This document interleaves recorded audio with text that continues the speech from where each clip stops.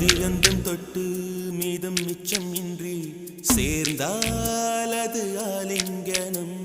அச்சம் வெக்கம் விட்டு அந்தரங்க பூஜை செய்தால் அது ஆராதனம்.